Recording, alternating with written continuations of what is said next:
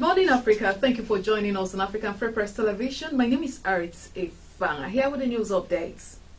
Relief seems to be on the way for the aged, physically challenged, orphans and very sick persons who were displaced by Boko Haram insurgents in Adamawa State, as the United Nations High Commission for Refugees in Africa has said arrangement has been settled to build 500 housing units for them.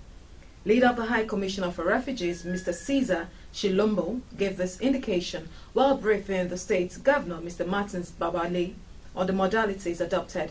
Mr. Martin Babale on modalities adopted by the body to share the houses after completion.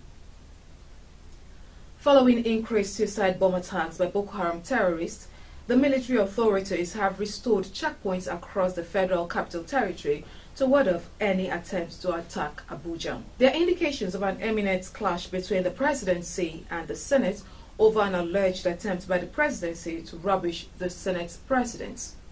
Loyalists of the Senate president are accusing the presidency of instigating Permanent Secretary, Minister of Finance, Mrs. Anastasia Mwaubi, not to honor an invitation by the upper chamber.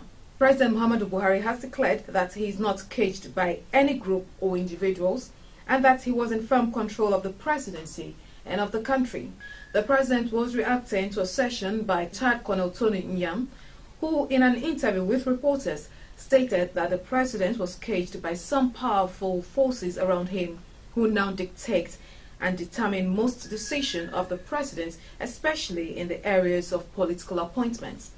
Nyam was quoted as saying that some appointments made by the president were lopsided. One of the greatest things I've heard from Buhari was when he said, "I belong to everyone and I belong to no one." That's the news updates on African Free Press Television this hour.